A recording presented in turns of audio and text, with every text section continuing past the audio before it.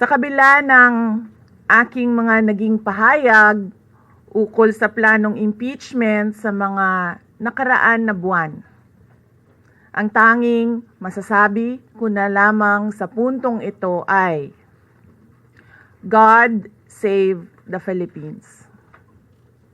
Bukod dito, nais ko na lang ipaabot ang aking taus-pusong pasasalamat sa mga kababayan na patuloy na nagdarasal, sumusuporta, nagtitiwala, at patuloy na nagmamahal sa akin. Manalig kayo dahil sa taong bayan ang tagumpay. Syukran. I know, right? Braille. 3 questions, no follow-up. Okay. Oh. Ay, ayoko na. I'm okay. In the list of those who signed, ma'am, Oo. marami doon, mga inaanak, mga kumpare, mga nag-support sa inyo. Sabi kasi, di, ito lang daw basahin ko. Promise nila, isa na yun. We've already started preparing the moment Franz Castro announced the impeachment plans, which was November of 2023. So November of 2023, there were already lawyers doing their work for the impeachment. So we leave it to the lawyers. Last question. Sandali. It's not an option. Resignation is not an option. Wala pa tayo doon, ma'am. Na masyado pang malayo yung mga ganyan na mga bagay. Nandun pa lang tayo sa pagbabasa ng. Actually, ma'am, wala pa tayo doon dahil yung mga abogado lang yung nagtatrabaho. Hindi ko talaga alam kung anong ginagawa nila. But I have a meeting with them. Last question, please. The president said he has nothing to do with the impeachment. Do you believe? I do not want to answer that question. Next. Mag-confirm po ba na si dating Pangulo Rodrigo Duterte isa sa mga abogado niyo para sa impeachment case? I do not want to answer that question. Yes, ma'am. Nakikita niyo po ba na may hahalin tulad ng sitwasyon ngayon ng bansa sa 1984 ni George Orwell? I do not want to answer that question. Last Last. question.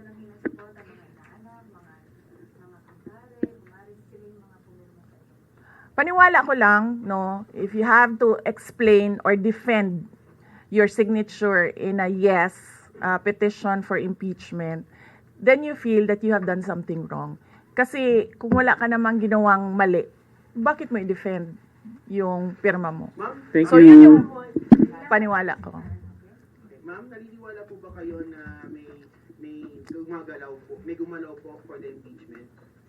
May gumalaw po na parang money involved? I do not want to answer that question. Yes. How will you be endorsing senators, lalo na po sa PDP slates, especially that may possibility na mag-overlap yung trial sa next Congress? Hindi pa namin napapag-usapan kung ano yung gagawin ko for the upcoming campaign and election. Pero nasabi ko na noon na patuloy yung trabaho namin, and isa sa mga trabaho namin ay gusto namin tumulong sa Commission on Elections in voter education, particularly yung wag mo ibenta yung boto mo, wag gumamit ng dahas during campaign and election day, yung mga ganon. Ma'am, payo niyo lang po sa ating mga kababayan sa nangyayari po ngayon sa ating bansa. Yes, sabi ko nga kanina sa statement ko sa ating mga kababayan na patuloy na sumusuporta, nagmamahal, nagdarasal, napakahalaga nun, ay manalig lang sila dahil sa taong bayan ang tagumpay.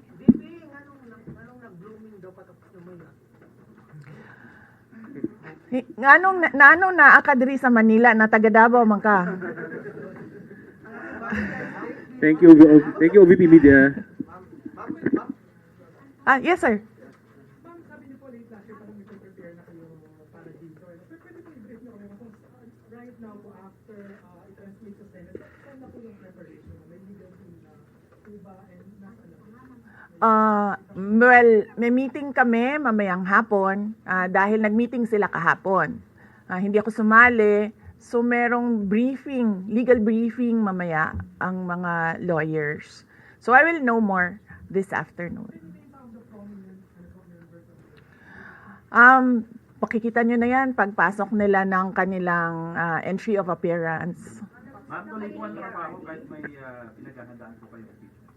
Yes sir, opo. Kakatapos lang po ng planning conference ng Office of the Vice President. So we did it last Tuesday, Wednesday, and Thursday para po sa 2025 and 2026. So for 2025, may mga maapektuhan ba na programs ng OVP? Yes, nag-announce na kami no na wala kaming wala kaming burial and medical assistance dahil tinanggal yung line na yon sa budget So hindi ka na pwede maglagay ng budget How doon. about the other programs now? Tutuloy siya. How Ang confident are you that you want to be convicted in the impeachment court? wala pa tayo masyadong pang malayo yan, ma'am. Wala pa tayo hindi pa natin inaano yan. Final question, please. Ina-assess ngayon. Final question. Number one for Nagtanong ka na ba? Kanina? O sige, ikaw. Final question, You Lance. said before na you're seriously considering to run for 2028. Now na may impeachment na, are you more decided to run in 2028? Okay. So wala pa tayo dyan. Wala pa tayo dyan. But nasabi ko naman di ba, paulit-ulit kung we are seriously considering that. But it's difficult to decide without numbers. So, kailangan malaman yung surveys and numbers. Sa next year pa yun. Oo. Sir, nagtanong ka na? Sir. Kyodo Yes, News, sir. Ron. But what are you concerned na yung possible consequence that you can be disqualified from public office kung magkaroon na ng conviction? Yes, sir. Oo. Alam ko po yung penalties ng impeachment. And the moment na nag-resign ako sa Department of Education, before ako nag-resign sa Department of Education, pinag-isipan ko na lahat yan. Ma'am, sa Sir. ngayon ba masasabi ninyo na lalo pa kayong nainganyo na ituloy ang pagtakbo sa 2020 presidential election? Nasagot ko na ata yung kanina sa question ni Sir na nakaitim. Sir. Number one in the articles of impeachment was your assassination threat to the president. Do you regret making that statement last time? I did not make an assassination threat to the president. Sila lang nagsasabi niyan. Sila lang Wonderful, nagsasabi GDP. may assassination. Sila nagsasabi may assassin, may gunman. Next po, GDB. Not say that. Sola. Ano po kayo if confident kayo sa numbers ng House and sabi nyo, hindi kayo confident. And nagkatotoo nga, ngayon sa Senate, you said na parang meron kayong confidence sa mga senador. So, ngayon, how do you feel about that? Do you still feel confident with the numbers in the Senate? Sandali, mama. Kailan ko sinabi yun, may confidence ako sa numbers sa Senate? Sit down. Ano exact na sinabi ko? Sorry I cannot remember the exact words that I used. Parang medyo confident kayo with regards sa Senate, sa mga friends and allies. Unlikely ako magsasabi ng ganyan ba. Pero I need I will answer that next time. Now, sa Senate. Ah. Supposedly, i-receive nila yung impeachment complaint the other day, pero nag-close sila kagad because of the last session. Well, that is their prerogative as a body, no? So, we have to respect the Senate kung ano yung desisyon nila. Dahil sila yung mga nandoon sa loob. So far, you feel assured about your allies in the Senate? We haven't talked. I have not talked to my friends in the Senate. Wala. Last question, please. Bakit? She's going to block daw the impeachment po, ma'am. Sabi daw po niya, she opposed the impeachment daw po. Bakit kaya? Maybe we should ask. Maybe we should ask her first. Bakit niya i-block yung impeachment. How do you feel po? Sabi ni BBM, hindi nga supportado yung impeachment, pero number one na, unang-unang pumirma yung anak niya. Consulted actually. Kasi sabi, ito lang daw basahin ko. Yan, ang daming nagbabantay sa gilid. Nausap niyo na ba yung father niyo after your impeachment? Wala pa. But nagpadala ako ng message through sa kanyang assistant and sinabi ko na ano ba sinabi ko? Hindi ko maalala. I think I said everything will be all right. Yun ata ang sinabi ko. His reply was a song. MacArthur's Park. So, nagpadala siya ng video na kumakanta siya. Hindi ko pa nabasa, ma'am, yung complaint. But I understand lahat ng mga complaints na na-file sa House of Representatives, nabasa na ng mga lawyers. Pamilya ninyo kahit dating Pangulong. May pakiusap pa. Sandali, sir, ha? Sandali, sir, ha? Boss Rambo, wait. Ang challenges sa preparations, well, so far wala naman. Wala naman kaming na-overwhelm kami kasi ang daming mga lawyers na nag-signify na tutulong sila sa defense. So, ngayon ay pinag-uusapan on how to go about it na makuha lahat ng kanilang commitment of support at makatulong din sila sa pag-iisip kung ano yung gagawin sa defense. Harleen Delgado, ABS-CBN. Harleen, ABS. Nagtanong ka na, ma'am? Wala pa, ma'am. Sige, ma'am.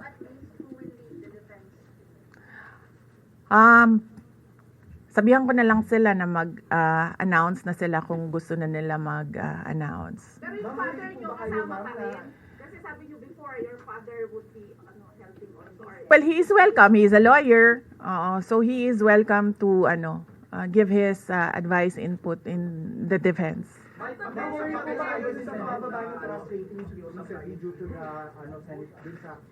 I will not answer that question. Yes, I'm sorry. Yes. Yes. So what happened was, nag-indefinite leave siya, and then she was admitted to the hospital doon sa Davao City na hospital siya, and then discharge siya ng mga doctors with ulitin ko. Si Yusek Zulaika Lopez, nag-indefinite leave siya after nung sa veterans hospital admission niya. Umuwi siya Davao, and then na-hospitalize siya doon. And then sabi ng doctors niya, we will discharge you but you have to come back ngayon ata, February, for further tests. And then bumalik siya for 1 day dito. Noong January, bumalik siya for 1 day dito sa Office of the Vice President, and she said na mag-leave siya for 2 months. And then I said yes, take the time that you need for your health. And then after a week, bumalik siya. Noong January, after a week, bumalik siya dito, and then she said, hindi ako mag-leave. So sabi ko, okay, welcome back. Ma'am, makikipag-usap ba INC? Meron bang pakikipag-usap kayo sa INC? Dahil sila po yung nag-rally against para wag ituloy yung impeachment. Hindi pa po kami nagkausap ng INC, sir, pero nagpapasalamat po ako sa INC at sa buong sambayanan sa kanilang pananawagan ng kapayapaan. Ma'am, kamusta po ang staff ng OB? Nagtanong ka na, sir? Wala pa, sir. Hindi ko masabi yan ngayon, sir. Wala pa kami dyan. Ma'am, Miss Iz. Nagtanong ka na, ma'am, wala pa. Miss Iz.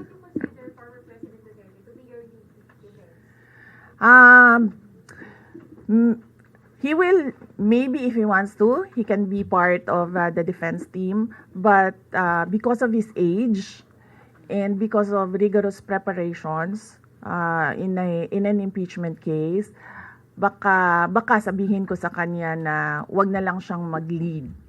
dahil medyo may edad na si former President Rodrigo Duterte. He's already 80 years old this year. Ma'am, kamusta po ang staff ng OVP after they heard about the impeachment po, ma'am? Ano po naramdaman po nila na when you were impeached by the House?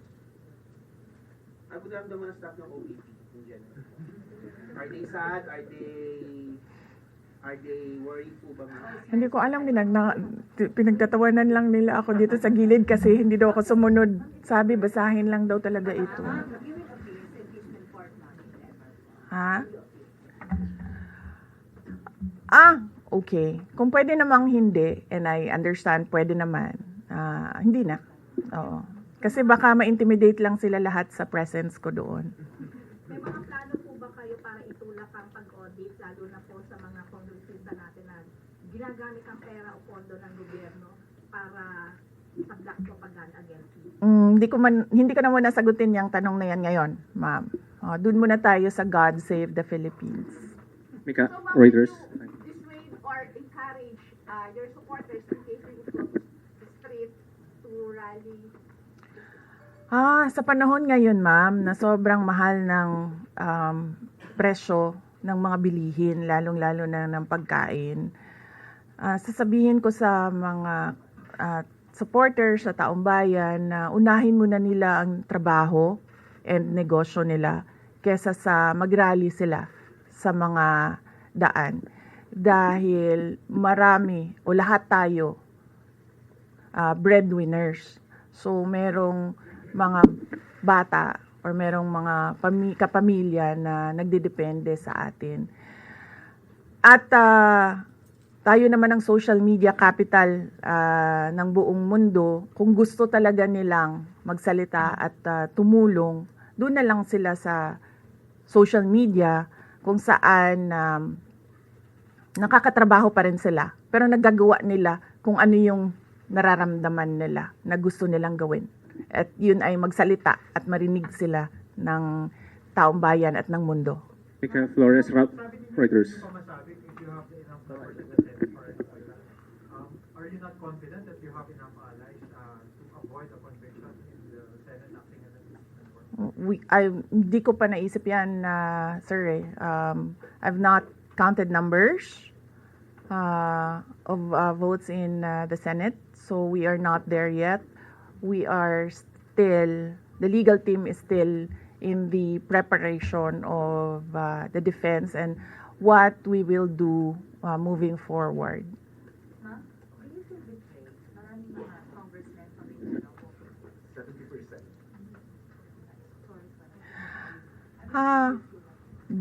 Do I feel betrayed?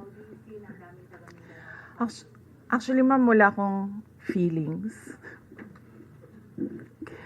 Wala akong feelings about it. Kasi,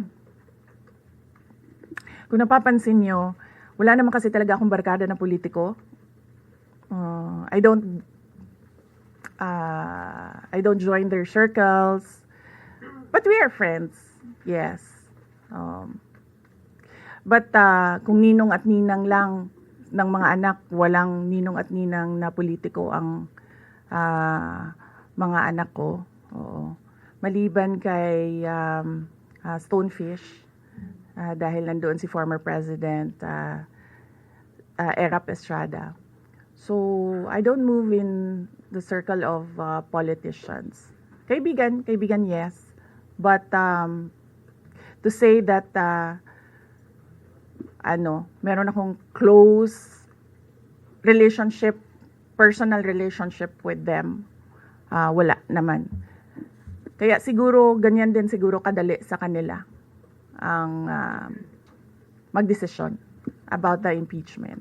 Kasi wala naman talagang something that is worthwhile sa aming pagiging magkaibigan.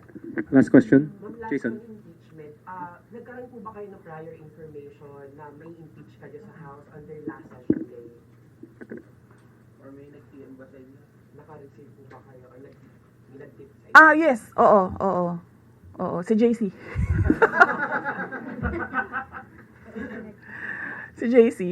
Hindi siya natulog. Sabi ko sa kanya, matulog ka na, JC, kasi ang mangyayari ay mangyayari. Kaya sera-sera. Diba? Ma'am, comment nyo lang po, ma'am. Alam ko matagal na ito, but the QC Prosecutor's Office giving nasura yung patong-patong na kaso against you. Yes. What was your initial reaction about that? And second po, any updates, security details natin, ma'am? Tuloy po ba yung pag-hire po natin ng private? Okay, hindi ko na sasagutin yan, ha? Dun lang tayo sa God Save the Philippines. Ma'am, Okay. last na lang po ma'am on my end. Ma'am, you said God save the Philippines. Gaano na po kalala ang problema ng Pilipinas ever since na nagkaroon ng issue sa impeachment na ito? Parang, ano po yung nakikita yung problem sa Philippines ngayon? Bakit nila inuna yung impeachment na ito? Gaano kalala ang Pilipinas na pag-iwanan na tayo ng panahon at ng ating mga kapitbahay dito sa region at napag-iwanan na tayo ng mundo. Malala siya since na nagkaroon ako ng understanding. Kasi 1990s, tapos 1990s, magulo. Well, sa amin, magulo, sa Mindanao. And then, ngayon, nagbabadya ang gulo sa Mindanao. So, parang wala namang nagbago. So, malala. Sobrang malala. Dahil, kung nakakausap mo yung mga tao na arawan yung kanilang sweldo, yung pera nila hindi na talaga sapat para sa pagkain, para sa kuryente, para sa bahay, para sa tubig, para sa pag-aaral ng kanilang mga anak. At kung basihan natin yung pag-alis ng mga Pilipino sa sarili nilang bansa ay sobrang malala dahil sobrang dami ng ating mga kababayan ang pumupunta, nakikipagsapalaran sa ibang bansa dahil wala silang makita na pag-asa, wala silang makita na oportunidad dito sa ating bayan. Kaya parang nakakaawa na tayo dito sa loob at nakakahiya yung estado natin kapag iniligay mo siya in a global stage na kung saan pinapanood tayo ng ibang mga lahi at ibang mga bansa. And because of that, tapos na tayo. Napapanood po ninyo Maraming ang salamat Thank you, sa oras Salamat. ninyo. Napapanood po ninyo ang press briefing ni Vice President Sara Duterte at sinabi po niyang okay lang siya matapos ma-impeach ng Kamara. Sabi rin niya, and I quote, God save the Philippines. Iginit din niya na wala siyang sinabing assassination threat laban sa Pangulo. Hindi pa raw niya nababasa ang articles of impeachment laban sa kanya. Matapos ang maikling pahayag, nag-entertain siya ng tanong mula sa media, ngunit may ilan na hindi niya sinagot. Susubukan natin kuna ng reaksyon ang Malacanang tungkol sa mga sinabi ni VP Duterte. Para sa buong pahayag ng Vice President, mapapanood po ninyo ang live stream at replay nito sa GMA Integrated News, Facebook page at YouTube channel.